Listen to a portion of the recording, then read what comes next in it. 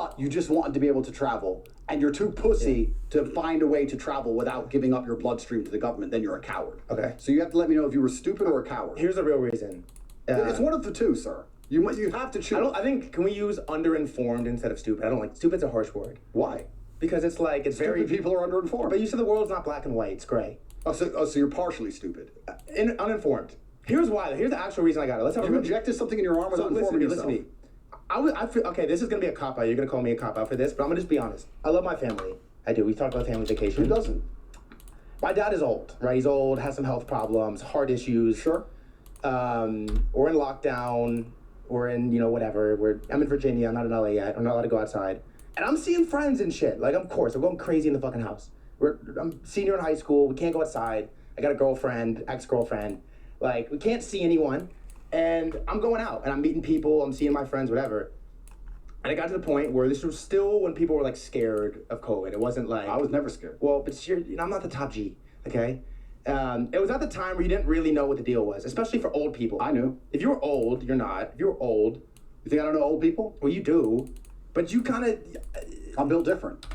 You fell for the psyop. But you were psyop, I don't sir. want my dad to Just die. say you were psyop. I 100% was psyop. You were psyop. But I want my dad to die. Okay, you were psyop. But this is what's so interesting about the world. So now we can talk about another subject because you were psyop. But this is what's so interesting. All right, go ahead, this is a life lesson for everyone at home. No, this is interesting. All right, go ahead. This is why you have to correct. Do I cut this out? No. Keep it in. Keep going. This is why you have to curate your circle so heavily in life. Because if you're hanging around with men who can be psyoped, even if their loyalty to you is absolute, even if they love you with all their heart, they're worth nothing when a psyop comes along. Valid. Which is also why we can apply this to relationships. Let's apply it. We can say this to everything, right? Yeah. A man says, "Oh, I trust my wife. I love her with all my heart." I say, "Yeah, but she's a female. She loves you too, and she means it when she says it. Of course she does, and she's loyal to you because she loves you. Yeah. But she's a female. She can be scared. She can be intimidated. She can be psyoped. Things can change. Yeah. When she sits in front of a police interview, and they tell her that you're going away for life." And that she's going to go with you unless she signs that paper. She will sign it because she's self-interested and she'll just go and be someone else's sex slave. That's what she'll do, and she'll just move on and leave you to die. That's the reality of the world. Yeah. So what you're actually advertising to the world right now, and I hope you do not cut this out, sir, is that your friendship is worth nothing. Because you can be psyoped into the other team near instantly. You were probably the kind of person who was mad at the unvaccinated. People like me who were refusing to get vaccinated while traveling the entire world. You have to understand. No, what's crazy is this. Have you looked in the mirror? Have you looked in the mirror and looked yourself in the eye and felt deep shame for aiding the government in one of the largest psyops of human history, for enslaving people to the point where they missed the deaths of their grandparents? You should feel ashamed. So listen to me. I think it's my biggest regret, my biggest life regret, because I think, let's fucking, we'll talk about it. Because I think when it happened, I was psyoped because I was underinformed. I was kind of like I was in high school. I was still like, I hadn't really done anything yet. Didn't really know how to think for myself. Kind of was psyoped by family, friends, whatever. But like deep down you knew, like I'm sitting in that park, like afterward, throwing up afterwards. Like deep down like I should not, this is a bad idea. I should not do this. I did it anyways. And I think it was important though. Like it was an important character development. Well, what lessons have you learned? Let's talk about it. The lesson that I learned, I think I learned how to think for myself afterwards. Yeah. Because I think I walked out of that place and I knew, you know when you do something wrong, whether it's present in that moment or not, you know. Like I have a guilty conscience, I have a really strong gut feeling, and I walked out of that shit and I was like, I just fucked up, like bad. I know this is wrong. I had the fucking disease before I got the shot. I was fine. I had a fever for 2 days. I was fine. I walked out of that place and I knew I did a bad thing. But I knew I did a bad thing because it was like a lack of like knowledge. Like I didn't take the time. Because here's the reality of it. I didn't want my father to die. I was definitely persuaded heavily to get this thing. But at the same time, like, it was a matter of life or death. I could have not done it, right? Let's just be real, being honest. I could have. Of course.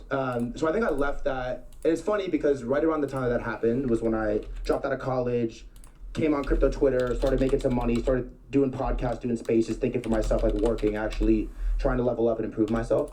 I think like that was like a specific moment that I could point to where you sort of like look in the mirror and you were like, you are like not good enough. You were incompetent. Like you need to figure it the fuck out like right now because this just happened. It's your fault. You can't really blame mom. You can't really blame. At first I did. I'm like, Mom, you made me do this. Yeah. She didn't really. She cares about her husband too. Of course. Well, you took responsibility, so you learned about that. I did. I took responsibility for it. That's good. It was no one else's decision but mine. Yeah.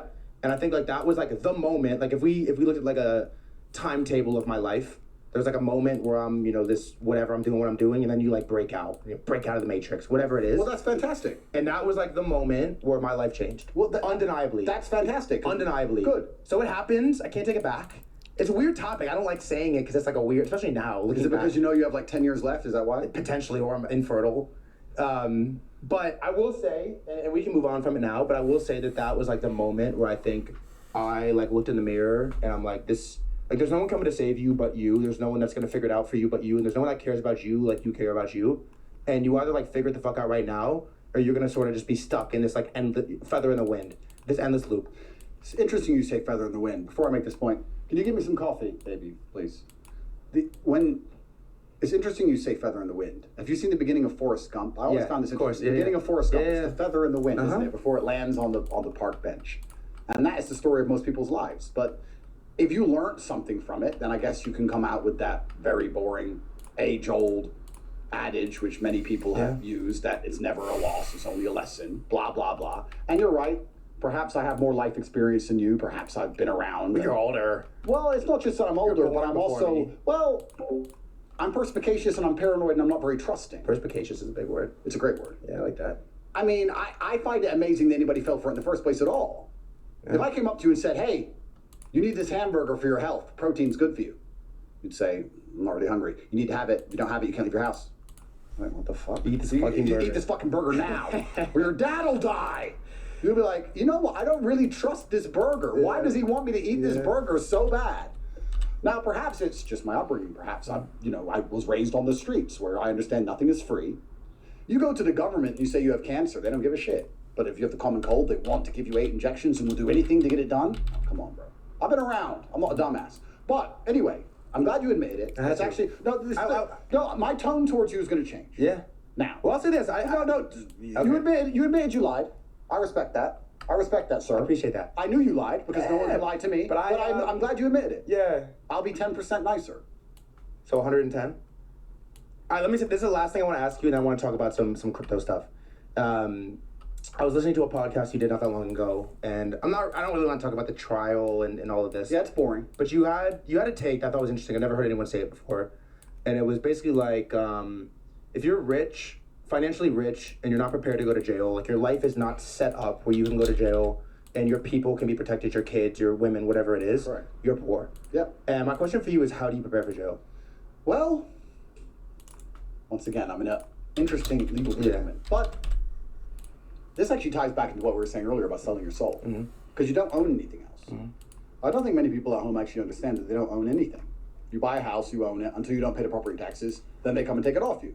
How do they take it off you? Violence. Police come. If you disobey the police, you get shot. They come with violence. Then you go to court and say, that's my house, I paid for it, my whole family have lived there, it's mine. And they say, but you didn't pay your property taxes, and we put the taxes up, even though we've just randomly raised them, and you can't afford it because you lost your job, because you were locked in your house because of Corona. We still took your house off you. How do we decide if they were right? Well, they have the guns. So they're right. Doesn't matter how unfair we think it is, they're right, and you lost it. It's the same with money in a bank account. It's the same with Bitcoin. I mean, unless you have a boating accident, if you leave it on an exchange, trust me, they'll take it. Which is crazy, by the way. I heard you say that. They'll take it. They'll find it. If they get your computers, laptops, etc., they'll find it. It's very hard to be rich now because most people are so concerned with making money that they never sit and think, what would I actually do? Yeah. Let me ask you a question. If I gave you $50 million today, let's say I gave you 1 month's salary. Yeah. Take it. Where would you put it? I was going to ask you this question. Because you put it in the bank, they'll take it. I don't know. On an exchange, they'll take it. You can try and put it in on a Trezor and hide the Trezor. You're going to get killed, right? Well, you have to make sure no one knows about that Trezor. Yeah. And you have to make sure they don't put you in a police cell and say, look, if you don't tell us the password or you don't tell us the recovery key, the seed phrase, you're staying in that's not a viable for the rest of your life. Yeah. Well, you put it in gold. How are you going to move gold around? Yeah, what do you do? What do you do with it? You buy property. But then you have to take the property. Well, they'll take the property. So then you have to sit and analyze all the world's governments. Buy Bugattis, they take the cars. Of course. So you have to sit and say, well, which government is least likely to take things away from me? And then you realize you're living inside of the American empire. So any government which you'd like to live in, at least, The American empire can pressure. If you're important enough, if you're not insignificant, you have a house in Thailand. The American government can, via their embassy, pressure the Thai government to take the house. Thai police turn up. Ching, ching, choo, choo, choo, choo, choo. You start arguing with them. You don't speak Thai. Whatever. They kick you out. It's not yours. They're right. They got the guns. Welcome to the real world. So what do you even do with money? And then what do you do with money once you go to jail? What do you do when the mother of your children is crying on the phone saying, I need money? And you're like, well, this call's recorded. So you're just going to have to wait. Damn. I'll fix it. This call's just recorded. Wait. Oh, but, shut up. Shut up, yeah. The call is recorded. Wow. The women, they're women. Oh, yeah, but, I need to... So here's... I'm going to answer your question. Go. Then you realize that power is loyalty and loyalty is power. Power is loyalty and loyalty is power. So the only way you can truly set yourself up to go to jail is have loyalty. Is to have other people who can fill your place when you're in jail. How do you vet loyalty? Well, that's another whole very interesting topic. But the point I'm asking, a hypothetical situation, say a hypothetical scenario. Let's imagine there was this very tall, handsome, smart, funny, interesting, rich, charismatic, 5'11". No. He has to be at least 6'3", called Top G, who's in jail. And let's imagine that he was being hit with a global embargo for money laundering, part of a bullshit case. Yeah. And that every government in the world was trying to shut him up and take all of his things. And the mother of one of his children needed to eat. He would need somebody who he knows, who has no social media presence, who isn't known by anybody, who doesn't exist, who had access to hundreds of millions of dollars. And he'd have to trust that person to the point where they would never rob him. Power is loyalty and loyalty is power. If you have genuine power and genuine loyalty around you, then you're very hard to hurt because they can't arrest everyone you've ever known. No. They can't put everyone you've ever known in jail. No. If I wanted to buy a $25 million penthouse, I could just buy it. I could just go up to a friend who I've known for 25 years and say, you now own a $25 million penthouse. Thank you. And if I want to sell it, you're going to sign this. And say, yeah, cool, boom, boom, done. And I can trust him. Now, most people can't do that because that person would end up snaking them. And that person would end up snaking them because that person could be perhaps, I don't know, psyoped into snaking them. Yeah, how would that happen? Easily, a female, typically. A female, they'd get with a woman. I'd trust this man. We'd buy $25 million worth of assets. It would all be in his name. Yeah. Me and the guy would be best friends for a very long time. He'd get with the woman. The woman would be in his ear. I want a handbag. I want a handbag. I want diamonds. I want a car. He said, I ain't got any money. Well, you got this house. It's not mine. It's Andrew's. Well, why are you taking all the risk? Why is it in your name? You know he's a criminal. You know he's a human trafficker. He's taking the risk. You're going to go to jail. You should at least ask for something. Why do you ask for $1 million? What's he paying you for doing this? Same time she's jerking him off. Eventually... And that's why you can't be around men who can be psyoped. Because women are the number one psyopers. Damn. And that's why you can't trust women, because they can be psyoped themselves. This is the exact point of life. So you have to find men who are rigid in their mind state and loyal to honor and dignity and mission and creed above all things, which is so difficult to find. But if you do have those things, you're near impossible to hurt.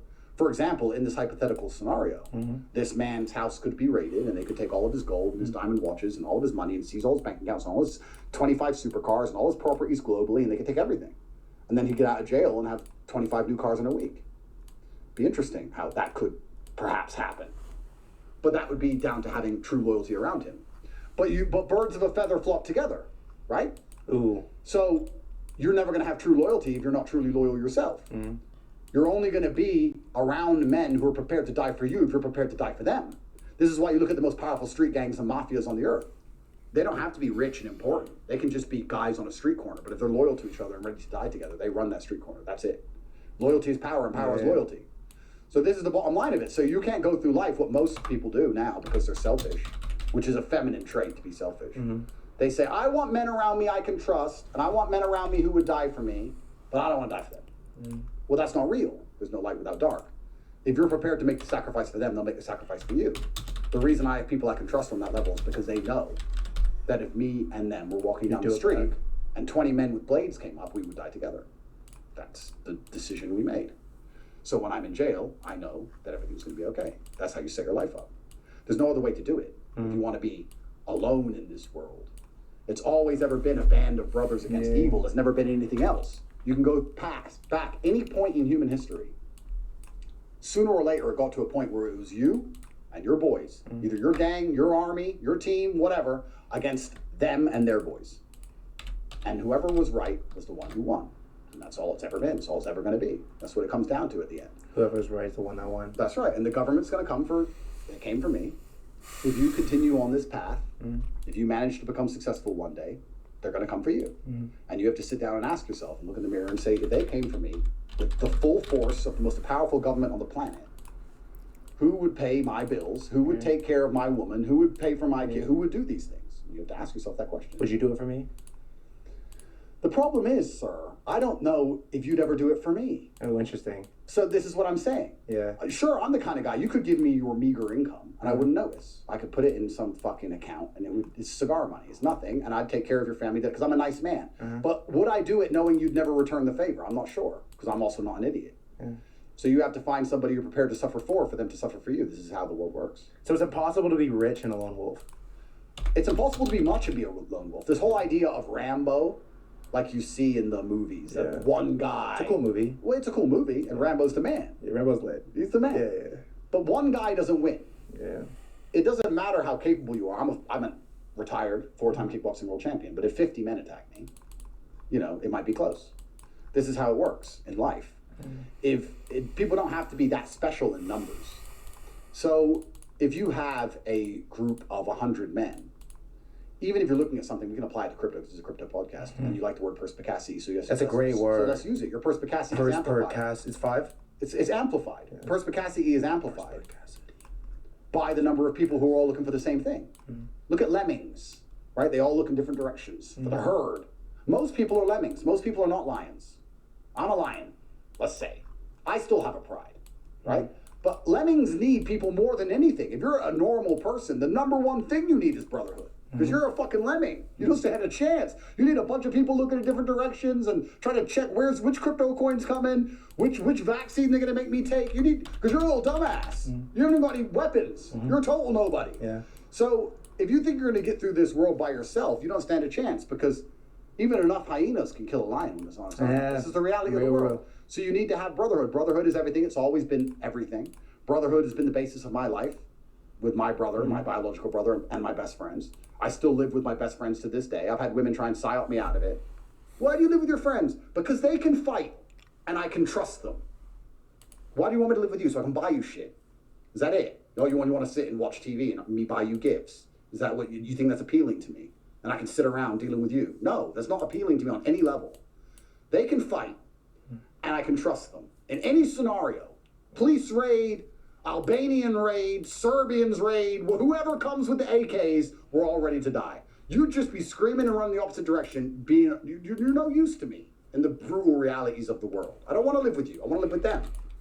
It is a brutal reality. And that's the reality of the world. You're always going to be more competitive with brotherhood on your side. You're never going to be competitive as a lone wolf. It doesn't matter how good you are. You'll just be outnumbered and destroyed. So absolutely, you can't be rich without brotherhood. More interestingly, you can't be poor without brotherhood. How the fuck are you going to be a brokey without brotherhood? That's even worse. Yeah, okay. Well, there's strength in numbers, right? You can go to the poorest countries in the world. They have the most kids. Why?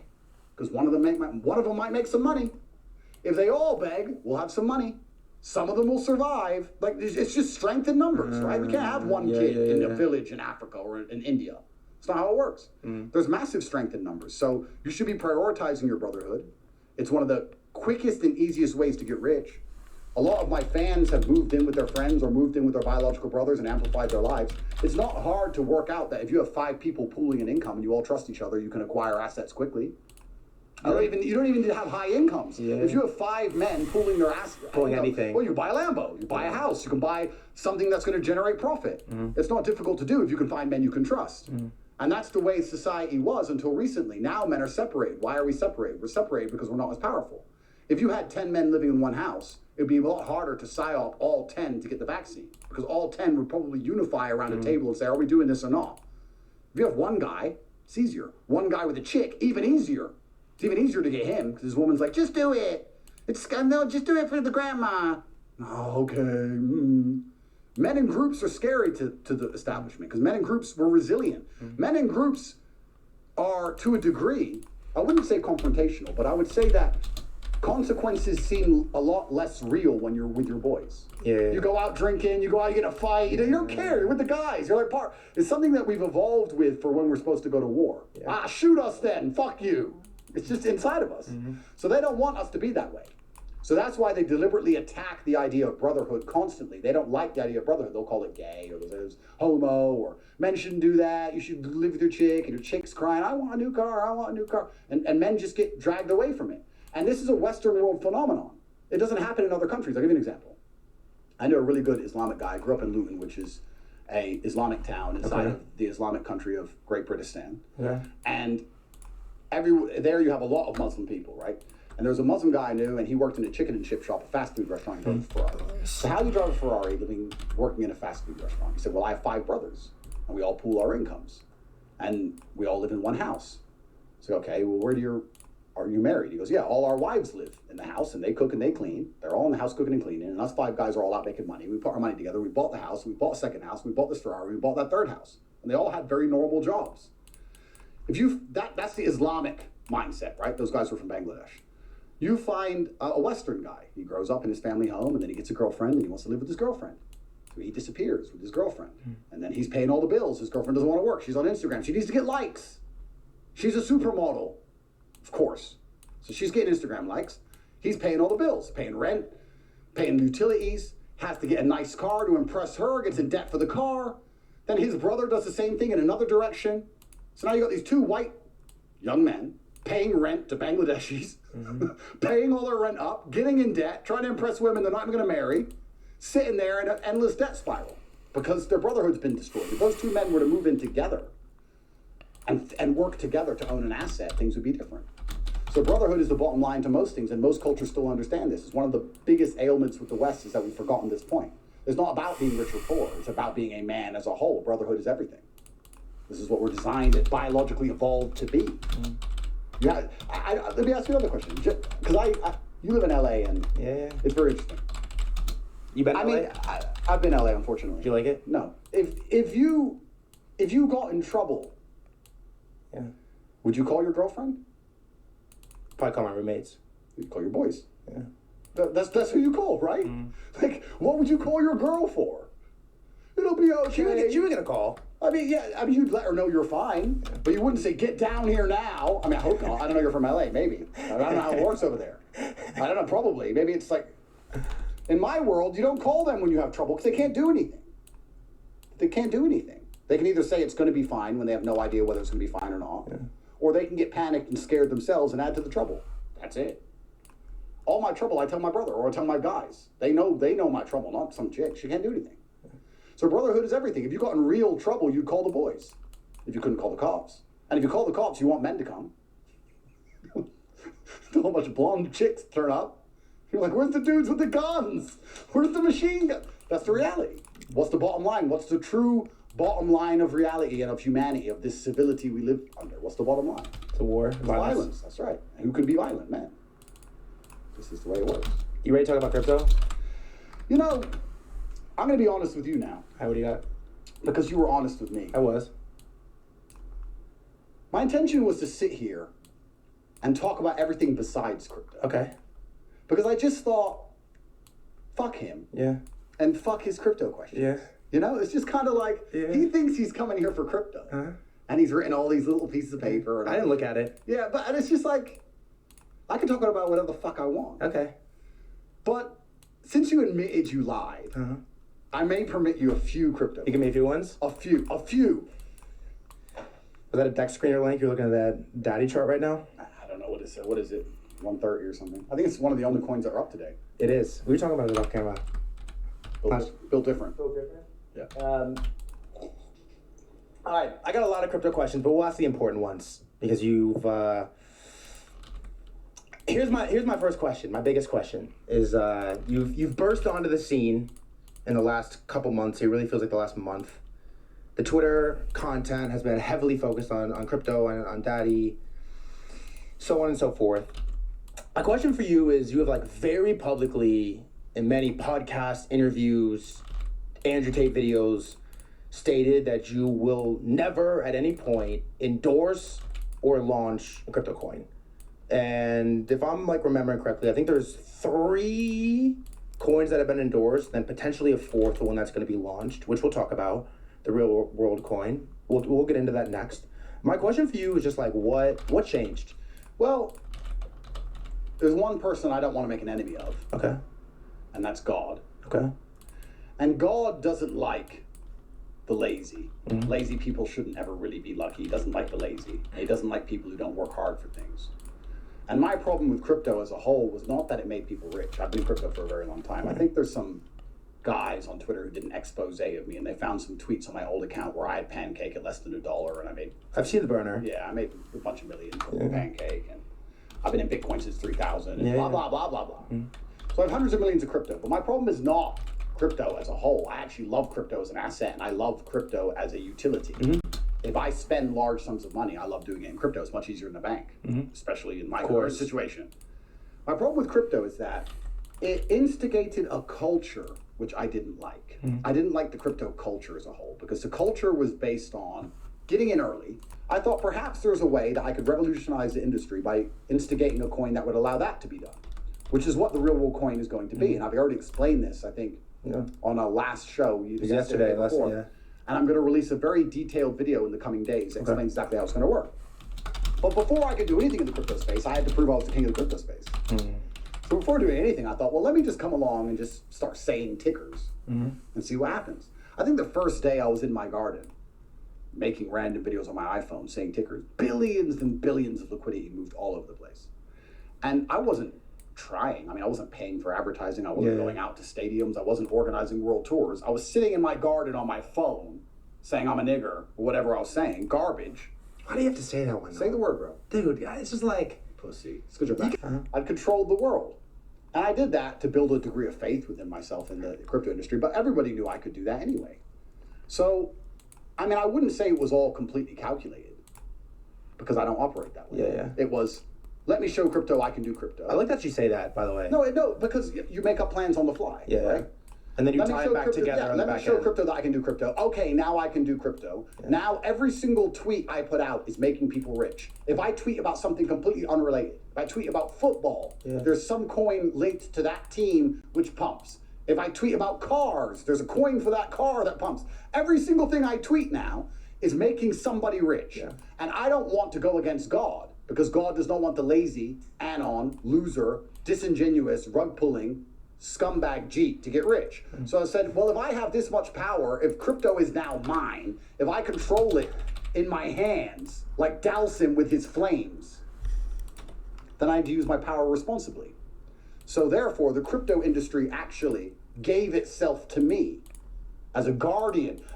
As a guardian angel, the crypto community came to me and said, Andrew, please, take control of all of this. Save us from all of these morons and fix it. And like a damsel in distress, I sat there and looked with pity upon this pathetic industry run by dickheads and dorks and thought, fine, I'm going to launch a coin which is based on the things that it should be based on.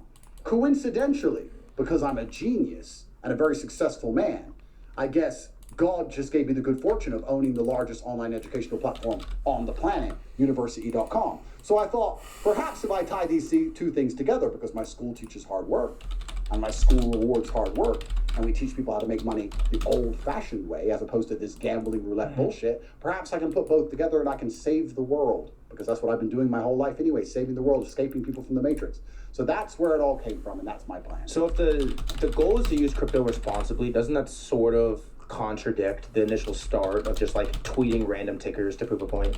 Well, the first thing you have to do before you're going to be responsible is prove a point. Okay. Don't you think?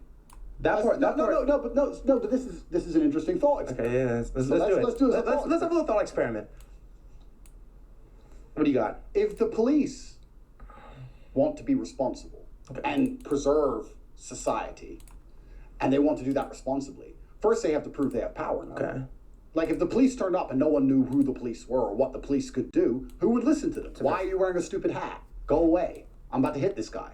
No, they have to prove their power first. They have to lock a bunch of people up, kill a few people, arrest some people, put themselves on the news. Once they've shown their power, they now have the ability to use that power either responsibly or irresponsibly. Please understand, everybody at home watching, I could use my power irresponsibly. I could go to some devs, organize a bunch of rugs, I could tweet some things, make a whole ton of money, and just be irresponsible. Couldn't you argue what you did was irresponsible? Well, I mean, I guess now we tie things into intent. Okay. Because what I just described there with the devs and rugging would be intentional. I believe intent matters almost more than outcome. Oh, absolutely. If my intent was to show I had power, which I did, my intent was not to steal anything from anybody. And also the point that up until this day, I've made no money from any of this. I wasn't making money myself. I wasn't pumping things myself. I'm sure there's a whole bunch of blockchain analysts who can analyze all this crap. I already have money. So this wasn't about money for me. So considering I made no money from it and my intent was only to display my power, of course some people would get rich, some people would lose money, that's what I was doing. But my intent was not to steal. My intent, most people inside the crypto community, I would argue 99.9% of them, if they had my power, would use it to steal. That's what they'd use it for. Anybody in the crypto community, any of these influencers or these other fucking losers and all these names I hear, these nobodies, if any of them had any genuine pull like I did, they would all just steal and rob, which proves my entire point about the industry in the first place, which is why it's such a fucking mess, which is why I've come into it. Why have I come into it to clean it up? Is it because I'm such a philanthropist, such a nice person? Not really. It's because it would make me a legend. It would give me social standing. Don't you think you're already a legend with social standing? Of course I am, but why not? Push further, right? You buy 59 cars and then you buy a 60. What's like the limit? Is there a limit? Of course not. When Alexander the Great was conquering Earth, do you think he stopped? We have Greece and we have Macedonia. Well, you could stop at Earth. What's your Earth? Well, I haven't got all of Earth yet. Yeah, I found this crypto community mess. I'm going to clean that up, like I cleaned up online education, like I escaped people from the Matrix. I'm sure when I'm 55, I'll be fighting something else. This is who I am as a person. I see an opportunity, and I see the opportunity for people to sit around and say, you know what that Tate guy did? That was crazy. That's my motivation. I'm not selfless.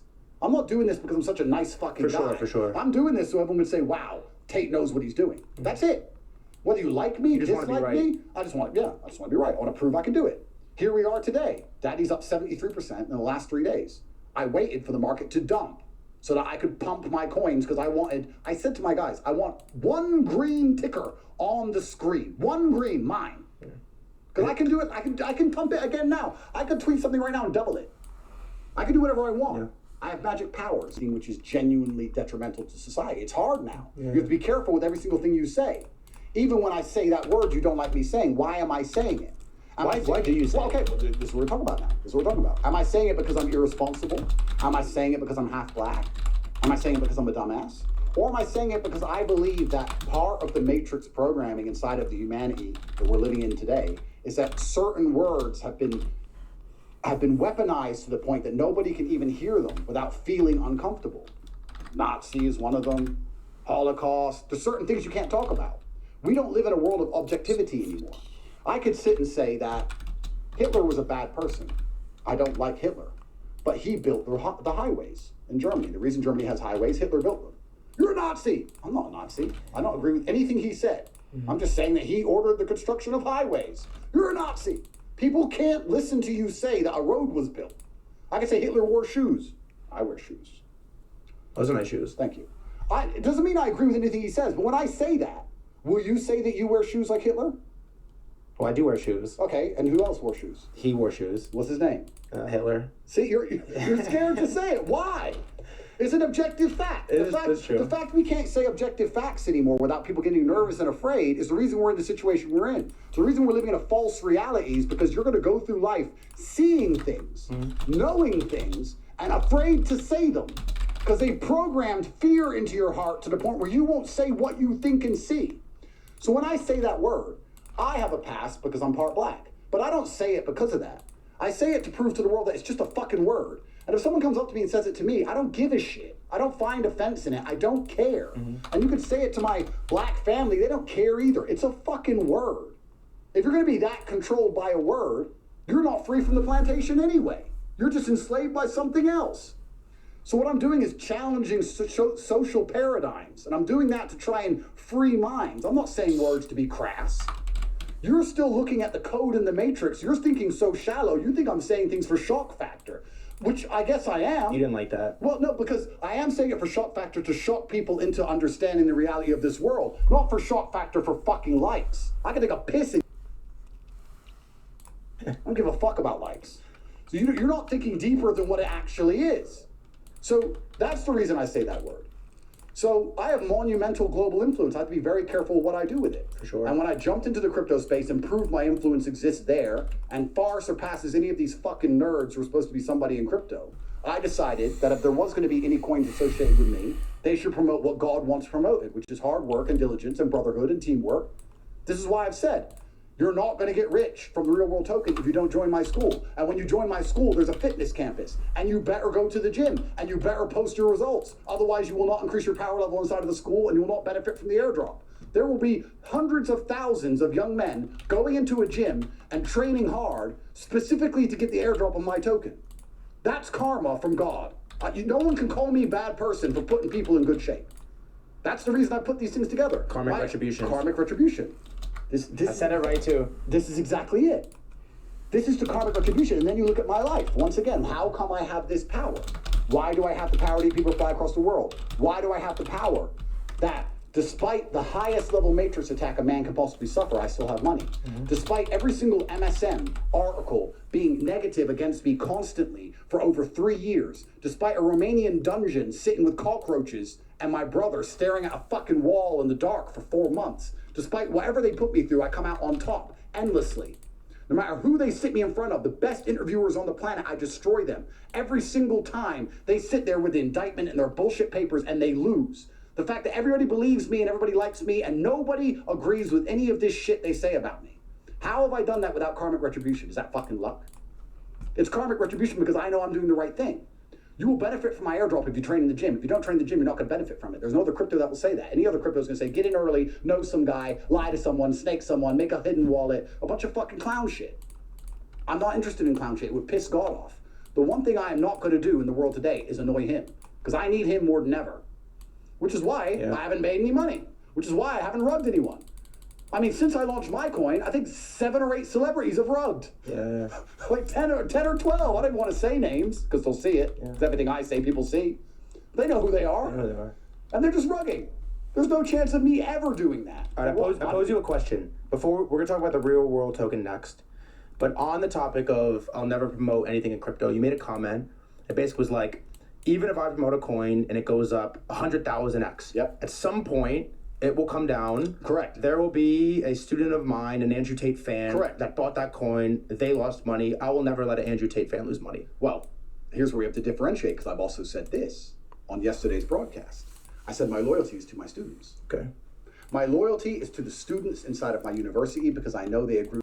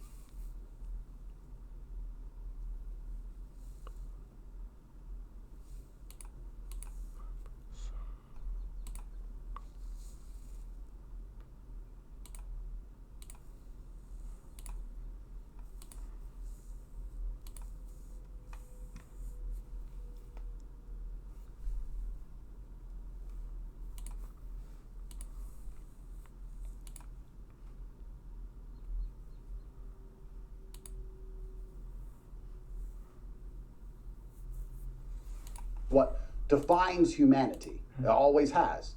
In the liberal West right now, we pretend we're not tribalist, but we are. We're still tribal. I have my tribe. The students who believe in me enough to learn from me are the ones I'm loyal to. They're going to get an airdrop for free. So they can't lose. Now, if you don't want to join my school because you don't want to go to the gym and you don't want to learn other ways to make money outside of crypto because you don't want to work, or perhaps you don't want to invest $49 a month, less than the price of lunch for an entire month because you don't want to sign up, because you know you're going to have to do some work in there to increase your power level to get the airdrop. If you don't want to sign up and you just want to buy the coin when it launches, I don't give a shit about what happens to you because you're not on my team.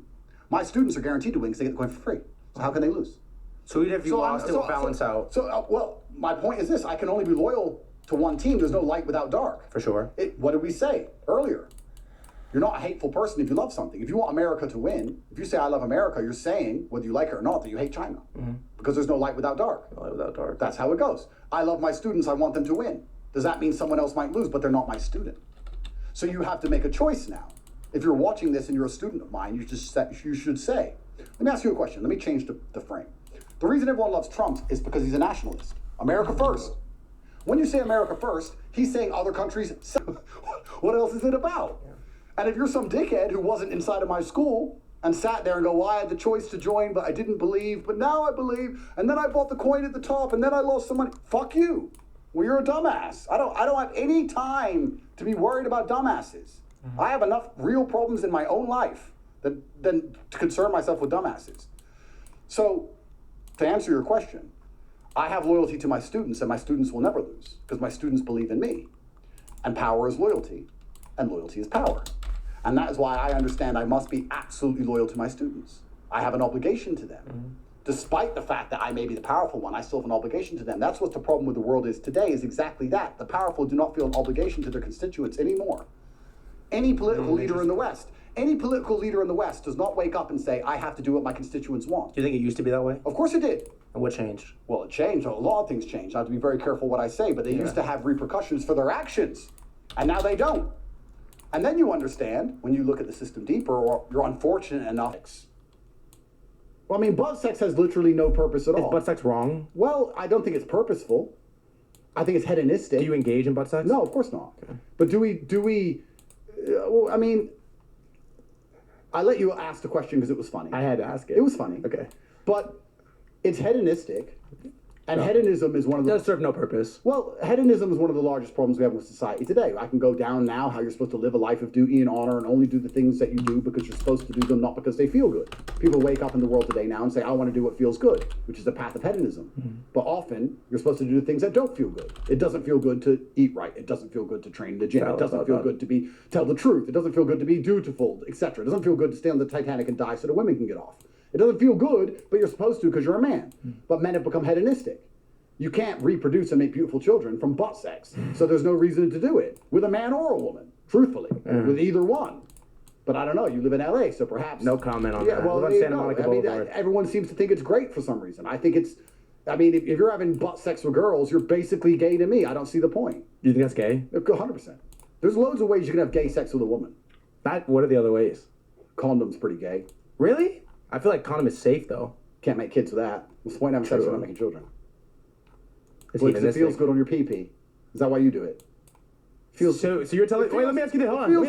Let me ask you this. So you're saying you only have sex with intent to make children? I say I only have sex with the possibility to. Have you ever worn a condom? Don't lie. I didn't lie to you, Andrew Tate. Don't lie to me. I think when I was 16 or 17. Okay. So that's a yes. Yeah. Yes. I like that we have this like open relationship. Of course. Well, no. Careful how you. You know what I meant. Well, honest relationship. Well, the honest friendship. Well, this is unique for you because you're a liar, but I'm honest all the time. I'm always honest. So you had to think about it though. Well, I'm not only honest with you. You paused and I had to pause to think about it to make sure I was being honest. Okay. That's valid. But I'm not only honest with you, I'm honest all the time. You're perhaps only being honest with me because you just lie through all your other podcasts. I don't know. I've never watched your stuff ever. I have no idea what you say. I've done no research. But you read my tweets. I read you insulting me. You read my tweets. People say, look at this dickhead. He's saying bullshit. Why are you doing a podcast with him? I mean, that gets sent to me, yeah. I like where this is going. Why? I have a serious question for you, though. Here, because you do interest me. I'm like less interested in what you do. I'm more interested in like why you do what you do. Here's my question for you. Is like, all right. What would you do in my position? I'd rather hear that before you ask a question. In what sense? Okay, you're a billionaire. You're stuck in Romania. You're facing a judicial process for garbage. You have monumental influence, probably the most influential man alive amongst young men, arguably. You name someone else if you want. Keep going. Okay, I thought so. And you're extremely powerful in many different realms, and you're a good speaker, and you can make people understand why you think the way you think. What ideas would you be pushing? What things would you be saying? What would you be doing? What else should I do? Well, I'll tell you what I think I wouldn't do, which is why I'm interested, is launch like a massive red target for more governments to come after me while I'm already on trial. And so here's my question. Let me finish it. I'd be a coward. Here's my question. I wouldn't put a target on my head. You're top G, self-proclaimed billionaire. What are you afraid Listen of? to me. No, let me. You're living your whole let me life finish. afraid they're gonna. Let me finish. You're a fucking coward. Let me finish. You're Andrew Tate, top G, ex-kickboxing world champion, reality TV star, self-proclaimed billionaire, 59 supercars. You kind of have like anything that you would want to have, and you're in the middle of this trial, right? Like, I think you always live with a magnifying glass over your life, but right now more it's the sword of Damocles. Right now, do you know the story of the sword of Damocles? Can I finish it or no? No. Do you know the story of the sword of Damocles? Dude, I had the whole clip. Don't care. You fucked it up. Don't give a fuck. Do you know? Are you dodging when I'm asking because you don't want to answer it? I'll let you tell the story, but just say, are you dodging? I'll answer your question. Are you dodging it though? Absolutely not. I don't even know what it is. I'm sure it's stupid. Okay, ask. No, ask me. Come on, tell the story. It'll be more interesting. No. Tell me the story. It's the sword of Damocles. I want to hear the story. Yeah, go. You don't know the story of the sword of Damocles? I'm about to. What do you got? I'm not going to tell you. You can look it up. Dude, tell me the story. Continue with your question. I like story time with you though. Tell me. Give me like a high level, like a quick. You can look it up. Give me like you have a phone. Give me like a. I don't use my phone during interviews. I'm respectful. Continue with the question. Come on, let's go. All right. Well, you threw me off, Start again. Be a professional. Go. Fuck. All right. Here's a question. Is like, but I don't want to like compliment Start you. Again. Be professional. But I have to compliment you and talk about the supercars again. All right. Here's a question. Is I'm listening. I couldn't tell. Go. I couldn't tell. Go. All right. Here's a question. Is you're in a position of power that you're in, right? Self-proclaimed billionaire, Andrew Tate, top G. You kind of have everything you have. Right now, more than ever, there's a magnifying glass of everything you do. You have the sword of Damocles. Dude, tell me the fucking story. You have a magnifying glass of everything you do. People are watching you, picking you apart now more than ever. It didn't sound right, but you know what I meant. My question for you is like, why launch this coin right now? Like, why do this now? And I know you're an agent of chaos, you're a genie, all these things, but like, what is the upside here? If it's not for money, if you haven't made any money from this, it's not to gain influence because you already have influence. It's not, if it's not for financial influence, network power, like what is the point? Why launch this coin? Because you're kind of just setting yourself up for failure here, if I'm being honest. How am I setting myself up for failure? Because I understood the question until you said that thing. Because I don't really see like a positive outcome here. Like, no, I'm setting myself up for. I'm adding the possibility of risk to my life. You are adding risk, but I'm not setting myself up for failure. Okay, let me rephrase it. You're adding risk, but usually you go risk to reward, right? You take on a certain amount of risk for an X amount of reward. But I guess my question is, what is the reward? Like, what is the best case scenario reward? That's a better question. That's a better phrase. If I didn't re-ask it the first time, but go ahead. I often wonder. Okay. You're born on the fields of Mongolia somewhere amongst the wheat, and you learn to ride a horse, and you drink milk from the yak, and you learn how to fight, and you become a good archer, and then you put your group together and decide to fuck with the people near you, and you start conquering lands. Then what you do is your daughters, you marry them off to the leaders of these foreign lands, so they become like part of your family. So you integrate them. So you go to the kings that you conquered and say, you can stay king, but you'll marry my daughter, and you're the king, but I'm the real king, and you'll obey me. And you get a larger and larger empire by horseback. And you ransack places very far away, like Iraq. And with this huge empire, I wonder what makes you want to still try and siege a city like Vienna, because Vienna in Austria is extremely far from Ulaanbaatar in Mongolia, but you're just Genghis Khan, aren't you? So you have all the land you could possibly ever have. You'll never see all the lands that you own. You can't even travel that far.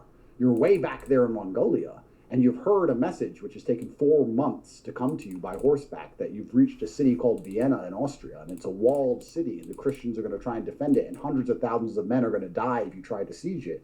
And you still say, fuck it, I want it. Why? Why? Well, why? That's exactly the question. You're talking about the code in the matrix because you're talking about the crypto coin. You're talking about the court case. You're talking about the target on my head and all these things. It's a much deeper question than that. Why do some men do what they do? Why did Elon decide to put rockets in space instead of just retire? He was rich after PayPal. Why? Yeah, that's fair. Why did Alexander the Great need all that land? Why did men go to the Antarctic to try and cross the icy, barren, empty plains and freeze to death to just be the first men who did it? Why do that? You can't even put it on Facebook back then. Who gives a shit? Some men are built different, sir. Some men want to do it because it hasn't been done. And that is the reason why. They do not need much more motivation than the fact they will be first. There isn't much motivation to get on a rocket and be the first man on the moon, because the probability is you're going to die or get stuck up there and never make it back. Or even if you do go and you do come back, half the people on Earth won't believe you went at all. So why would you do that unless you're just that kind of guy? The fact that you will say to me, but it puts a target on your head, shows me that God will never, ever give you my position of influence, because along the way, you will have so many chances to be a pussy, which you will take, which will prevent you from ever getting to my echelon of capability and influence and power. Because if I gave a fuck about having a target on my head at all, I wouldn't be sitting here right now. And I wouldn't have the ability to do the things I can do. That's fair. So I don't care. I'm doing it because it must be done. There's an opportunity for it to be done. And I can do it better than anybody else. But I could say this to you, is that there's a lot of things that you could do first. Doesn't necessarily make it right. Like, you could be like the first person to kill 40 people in a presidential suite of a hotel room. It doesn't like make it right. Like, being first and right doesn't necessarily correlate. Okay, but launching a crypto coin which is based on dignity and honor, I think it's pretty difficult to draw parallels. Well, there's a weird analogy. There's a weird analogy. Okay, I mean, put me on the fucking spot. Being a school shooter, I think that's a difficult analogy to draw. I mean, certain things. I mean, well, but here's my question, I guess. But walking across Antarctica, no one's done it. Here's So you the get to question, explore, though. right? Is like, but somebody has. There have been influential people that have launched crypto coins and they've gone well. You're not the first person to do that. Okay. So the question is like, what? Like, I understand. Okay, I'm doing it because I can, but there's a lot of things that you can do that you maybe don't necessarily do. So I'm just curious. Like, I don't know. I'm just sort of like, I would like to do a poll. Okay, what's the poll? Underneath this video. Okay. Am I making sense? Does nobody understand me? I mean, I just tried to explain. You're making sense. Let me start again. You're born on the fields of Mongolia. Amongst the wheat, you learn to ride a horse. You learn to fight. Get your guys together. You go and start to conquer the lands near you. What you do is you marry your daughters off to the kings. So you go there and say, you get to still be king, but you're going to marry my daughter, so you're part of my family, and I'm the real king. So what's the psychology behind why Genghis Khan did it? Like, why does he want it? Well, just because he can? So now you're asking me. But perhaps this is a philosophical question which is too large even for the top G. Maybe some men are just built different. Perhaps, sir, if you want to keep it crypto-specific, perhaps the entire world we live in was built by the unreasonable. Because men like you, who are scared of the target on their back and want to be reasonable, and who are scared and thinking, oh, maybe it's not worth it. Men like you, and there's nothing wrong with people like you, but there's men like you and there's men like me. Men like you don't think, let's build a taller building. Let's sail the 7 seas. Let's explore the unseen land. Let's go conquer that tribe over there. But they're fierce. There's a target on our heads. They might kill us. They've never lost a war. Yeah, but we're built different. So we're going to go fight them anyway. The entire world was built by unreasonable people. The roads you drove here on and this nice hotel we're in was... It is nice. Oh, there you go. It was built by unreasonable people. Satoshi Nakamoto himself, was he a reasonable person? Did he sit and go, we have Swift transfer and it's fine? Or do you think, you know what, this is a different paradigm. Why would I invent Bitcoin? Because I can. I see an opportunity. It could be done. It would change things. Some people just do things because they can be done. In fact, everything you enjoy about the modern world comes from that exact imperative which is born inside of the masculine realm. That's what men do. Now, Satoshi had to disappear because they put a target on his head. But this is the only reason we're having a conversation in the first place. This is how the world works, right? Genghis Khan got a target on his head, no doubt about that. That's the way the world is. So if you're going to sit and say, why would you take risk to push a boundary because it puts a target on your head and there's risk? Well, then why did Christopher Columbus get on a boat? I don't know. You tell me. Valid. Maybe he should have just sat at home with his money getting blowjobs, having butt sex, and don't have kids, don't take any risks, don't put a target on your head. Why do that? You could just have butt sex and stay home. He had plenty of money for butt sex. You could have got endless butt sex slaves. Just have butt sex like you do in LA. You could have sat around having a degenerate hedonistic life and nobody would fucking remember his name. Or perhaps he thought, fuck it, I'm gonna risk my life and do something different. The target on my head doesn't cross my mind. I don't care because God's already decided what's gonna happen to me. And I am simply one of his servants doing the best thing I can possibly do, which is doing my best to restore honor and faithfulness to a decaying society inside of a failing Western empire. So if I can financially incentivize young men to work hard, I believe God will favor me for doing that. And if I pay the price for doing that here in the physical realm and end up in a jail cell, I believe the karmic retributions are worth it. So I don't give a fuck. That is why. And if you don't understand that reasoning, then you don't also understand why Genghis Khan, worshiping whoever he worshipped, decided to set Vienna on fire. That's what some men just do. Do you think you're going to go back to jail?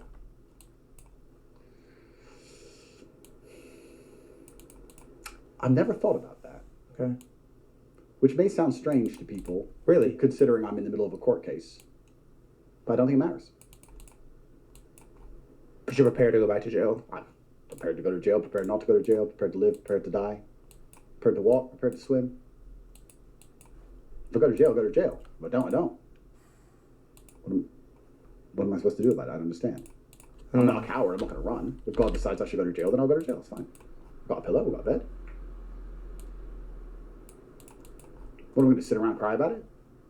I mean, my enemies want me to care, right? Because that's the process is to punishment. They want me to sit around worrying. Mm-hmm. Perhaps I'll go to jail. They want me concerned. They want me scared. But if I don't give a single fuck, then they can't really punish me, can they? Mm-hmm. I don't care. I mean, if you're suicidal, dying isn't a punishment.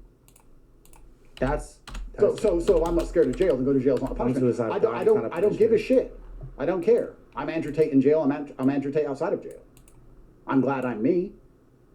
I mean, I'm at the point now where we have the dichotomy of making me a legend by sending me to a jail or making me a legend by showing that you tried to set me up. You're kind of in a win-win right there. Oops. So they lose. I mean, I'm really not concerned. I'm built different. I mean, I will go to jail and I'll do my push-ups. I don't think I'm in the position yet that Genghis Khan was in as far as power, influence, experience, level of life. But I think, I don't know, I think kind of to your takes, like it's parallel to some men are built different. It's like you do some things because you can. You get to a certain point. It's like I can do this thing. He can't. You can't. They can't. I'm going to do it because I can. I think there's elements of it that's like a test of your abilities. Like, can I do this thing? Somebody told you can't. Somebody thinks that you can't. Like you said, they have a massive army. They have 100,000 Christians that are ready to fucking battle. You're not going to win this war. You're going to spread yourself too thin. Don't do it. Okay, well, you told me not to do it. I'm going to do it. So I think it's say what you were going to say. But I think, I don't know. I think for myself, I haven't been there yet, but you get to a certain point where you do some things just because you can, and you can't. But this is the beauty of God's creation, right? This is one of the most beautiful things about humanity and the universe as a whole, is that if you're not the kind of man who would do things just because they can do them, you'll never be put in a position where you're capable of doing them anyway. Is that a good enough reason to do them? But no, it's not about good enough reason. It's about the only reason you ended up in a position where you could do them is because you're the kind of person who would do them. The kind of people who wouldn't do them don't ever get in a position. That's the beautiful thing about life. Because there's so many times along the way you could have chosen something else and you just never would have reached that pinnacle and level of power.